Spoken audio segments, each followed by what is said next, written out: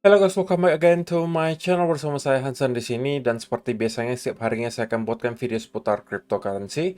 So bagi kalian yang tertarik seputar cryptocurrency boleh aja langsung bantu saya like dan juga subscribe. Jangan lupa juga untuk hidupkan lonceng notifikasinya supaya kalian gak ketinggalan update terbaru seputar cryptocurrency. Oke, pada hari ini guys kembali kita akan bahas seputaran Bitcoin dan seperti biasa kita bakalan mulai dari market cap terlebih dahulu. Per hari ini secara global market cap crypto berada di angka 1,02 triliun dolar atau turun sekitar 0,15%. Nah, Bitcoin sendiri di angka 22.300-an, Ethereum 1.562, BNB 286, XRP 0,36, Cardano 0,33, Dogecoin 0,074, dan Polygon Matic berada di urutan ke-9 dengan harga 1,13 dolar. So, per hari ini kita melihat market rata-rata dalam keadaan merah, penurunannya ranging antara 0, sekian persen hingga kurang lebih 2%. So, itu adalah outlook sementara dari beberapa top coin yang ada.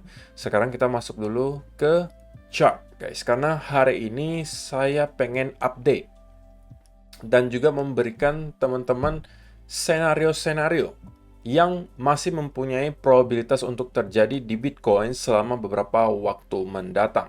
Dan saya sudah sering sampaikan, saya harapkan portofolio teman-teman itu sudah siap untuk semua senario yang kita bahas hari ini terjadi.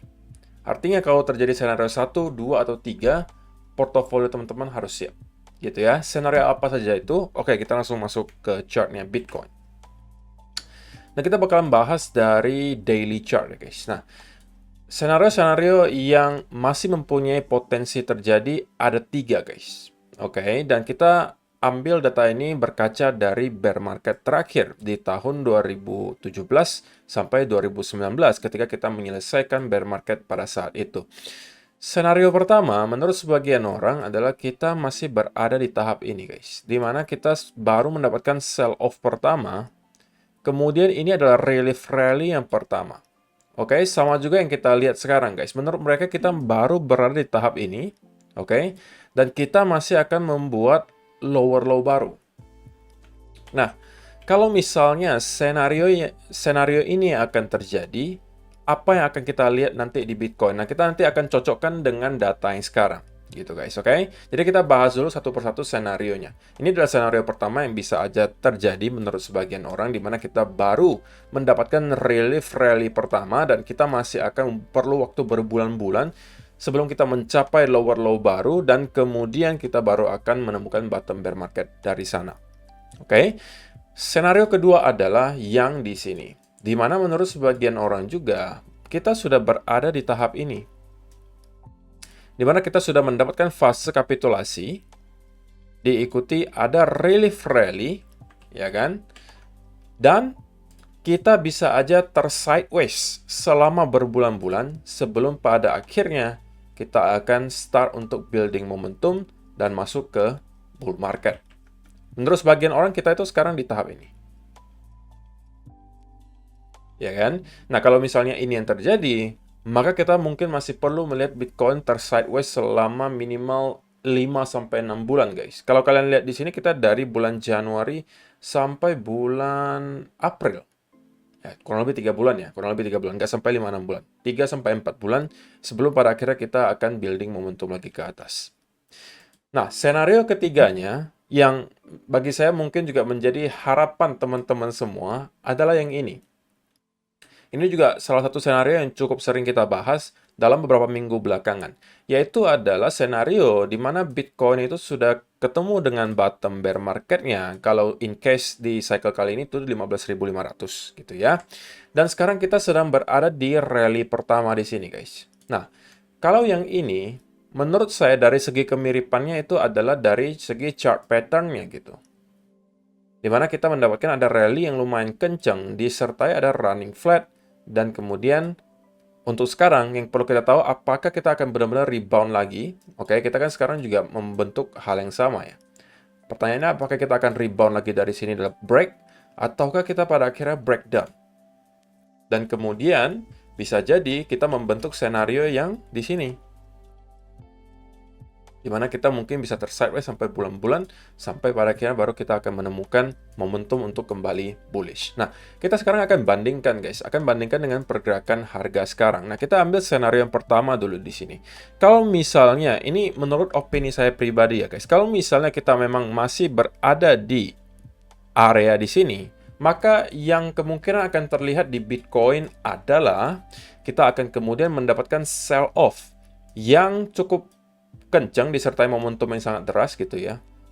Baru dari sini kita akan mendapatkan konsolidasi. Nah, jika ini yang kita lihat nanti di Bitcoin, maka menurut saya skenario yang pertama tadi itu kemungkinan besar akan terjadi. Di mana kita masih akan membentuk lower low baru, oke? Dan kita mungkin baru akan ketemu dengan bottom bear market ketika lower low tersebut kita lihat. Mungkin nanti di area 12.000, 10.000, atau bahkan ada yang sebut sampai 9.000. Yang menurut saya sih sebenarnya sedikit terlalu ekstrim, tapi oke lah. Tidak mungkin di kripto gitu ya. Tapi bagi saya harusnya area 12 sampai 10.000 itu udah worst case scenario. Itu bagi saya gitu ya. Nah, itu adalah yang kalau skenario pertama. Kalau misalnya itu mau terjadi, yang menurut saya akan terjadi di Bitcoin adalah kita melihat sell off yang lumayan kenceng di daily chart, disertai ada bearish continuation pattern di sekitaran area di sini, dan ini akan menandai bahwa kemungkinan besar kita akan ke lower low baru.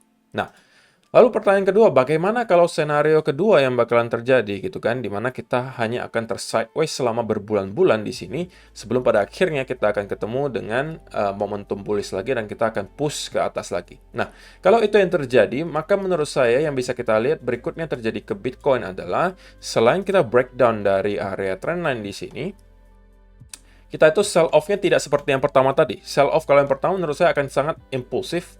Kalau yang ini mungkin sell off-nya sedikit demi sedikit. Tetapi dia sell off disertai bearish continuation, sell off lagi, bearish continuation, sell off lagi, baru mungkin dari sini kita akan start untuk building momentum lagi ke atas.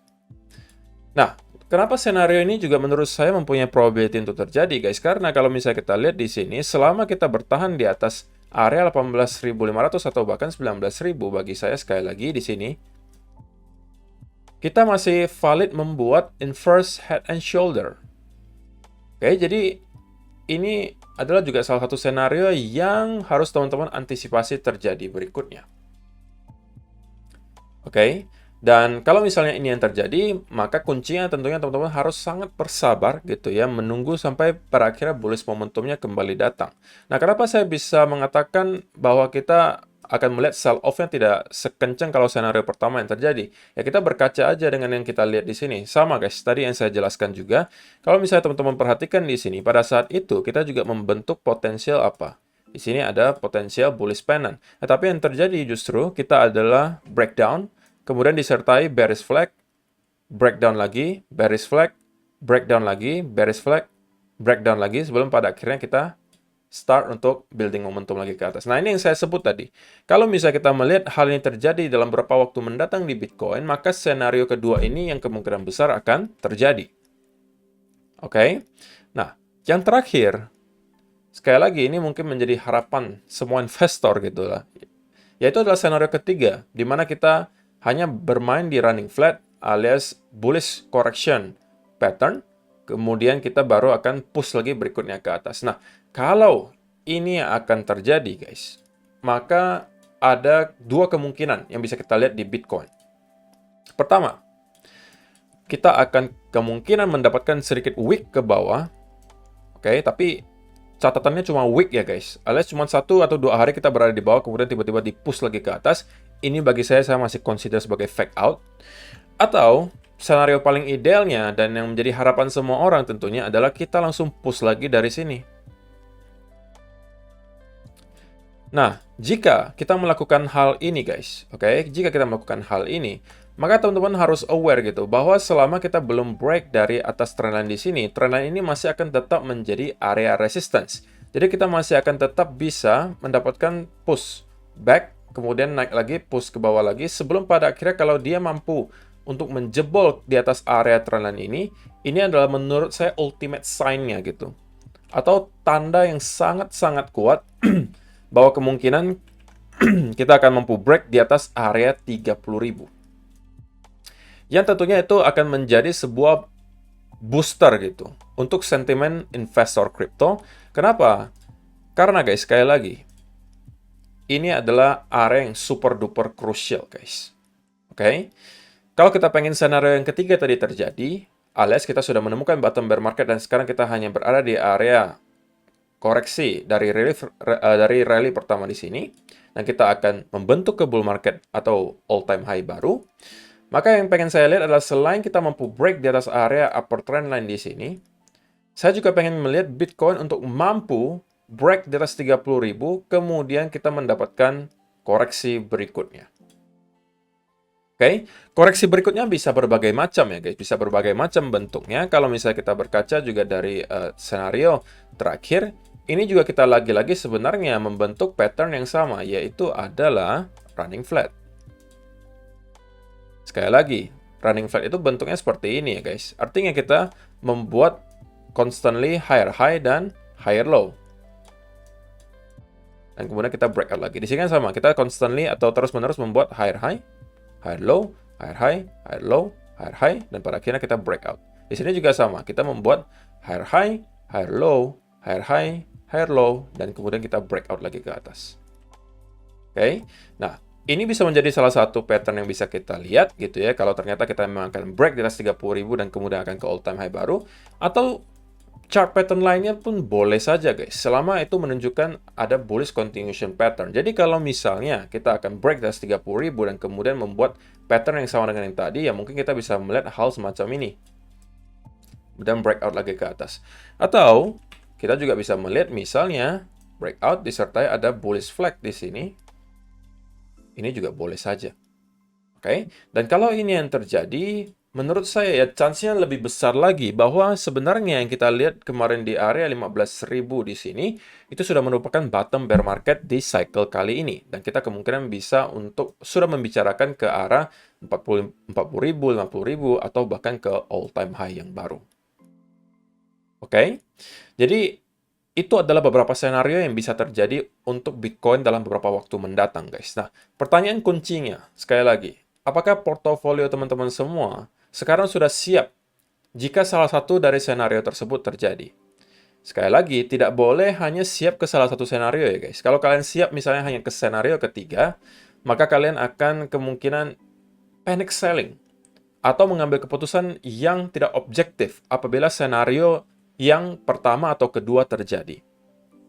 Jadi pastikan sekali lagi, settinglah portofolio kalian sedemikian rupa sehingga kalian akan mampu nge-hold portofolio tersebut selama beberapa tahun ke depan dan juga siap untuk menghadapi segala skenario yang tadi kita bahas terjadi. Oke, jadi itu adalah sedikit banyak guys yang menurut saya akan bisa kita lihat apabila salah satu skenario tersebut terjadi. Jadi masing-masing sudah ada ciri-cirinya ya guys. Jadi teman-teman sudah mungkin bisa aware gitu. Kalau misalnya nanti ngelihat Bitcoin ngelakuin ini, oke, harusnya skenario yang mana nih yang bakalan kira-kira berpeluang besar terjadi, gitu ya. Oke, sekarang kita bahas ke short term-nya. Ya, walaupun agak malesin sih guys. Kenapa malesin? Karena ya secara overall sebenarnya sampai hari ini pun kita tidak mempunyai volume yang berarti gitu guys. Kita cenderung hanya sangat sideways gitu ya. Nah sebenarnya kalau dari segi price action-nya gitu ya, dari pure price action, sebenarnya tidak terlihat terlalu baik guys. Karena secara overall yang kita lihat di sini justru adalah semacam bearish continuation pattern gitu. Kita mungkin bisa consider ini sebagai bear flag. Oke. Nah ini bisa terinvalidasi jika tiba-tiba kita justru breakout ke atas, dan kemudian kita mungkin push lagi ke bawah dan kemudian melakukan hal ini. Jika ini yang terjadi, maka bear flag-nya ini sekarang berubah menjadi potensial double bottom. Dan ini mungkin bisa dimanfaatkan untuk masuk. Karena ada dua indikasi yang terjadi jika kita melakukan hal ini, guys.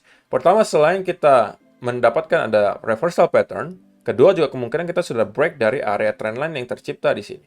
Jadi ada dua indikasi yang menunjukkan bahwa bisa saja kita akan kembali push ke upper trendline-nya. Tetapi jika hal tersebut tidak terjadi dan kita justru breakdown dari sini, dan kemudian misalnya di 4-hour chart teman-teman melihat kita terkonsolidasi di bawah area tersebut, which is hal yang tidak pengen kita lihat gitu ya, maka kita kemungkinan akan push ke arah 21.000 atau bahkan 20.500 sebagai area next key support-nya. Jika ini pun tidak mampu menahan, bagi saya chance-nya akan sangat kuat bahwa kita akan drop menuju ke area 18.000 atau bahkan 18 ribuan lagi di sini. Dan ini akan sangat menentukan, guys. Oke, sekali lagi, tergantung pergerakannya seperti apa nanti. Kalau cenderung impulsif, maka senario pertama kemungkinan besar terjadi, alias kita membuat lower low baru. Tapi kalau cenderung korektif penurunannya, alias kita menurunnya itu hanya, ya istilahnya tidak disertai momentum yang terlalu kuat, alias modelnya seperti ini. Maka lebih besar chance-nya bahwa kita akan mendapatkan push lagi berikutnya ke atas di area mungkin 19 sampai 18.000. Oke, jadi ini tergantung dari clue berikutnya dari market, kira-kira mau kasih kita yang mana. Tapi untuk sementara guys, sekali lagi dengan volume market yang sangat kecil seperti ini, bagi saya tidak terlalu ideal untuk memaksakan setup guys. Tidak perlu setiap hari juga teman-teman berada di market. Ketika nanti sudah ada clue yang lebih jelas, oke, dengan mungkin chart pattern yang juga lebih jelas, yang lebih rapi, dari sana kita baru masuk lagi. Jangan dipaksa guys. Daripada kalau kalian masuk di sini, kalian mau buy maupun sell itu kena, guys. Kenapa? Sekali lagi, kalau kalian buy di sini, ya kan? Kalau kalian tidak cepat take profitnya, kalian akan kemudian dibanting lagi ke bawah. Kalau kalian sell di sini, memang dibanting, tapi kemudian dinaikkan lagi. Oke? Kalian sell lagi di sini. Misalnya di area sini, sell. Ya kan? Turun dikit, dinaikkan lagi. Ya kan? Lalu kalian buy, misalnya, karena breakout. Turun lagi. Ya, ini yang akan kalian hadapi jika kalian memaksakan setup ketika market sedang tidak ada volume. Pergerakannya choppy gitu. Sulit untuk ditebak makanya. Jadi pergerakannya zigzag-zigzag seperti ini, kalian mau ngapain gitu loh. Susah. Oke? Jadi, ya itu aja mungkin pesan saya untuk video hari ini guys. Mungkin kalau misalnya teman-teman yang masih mencari setup, berikan waktu market untuk kasih kita clue berikutnya dulu, baru nanti kita mungkin akan cek lagi kira-kira senario berikutnya yang berpeluang besar terjadi itu apa, dan mungkin dari sana kita baru akan temukan setup berikutnya. Oke? So, terima kasih yang sudah menonton sampai selesai video hari ini guys. See you in the next video guys. Bye-bye.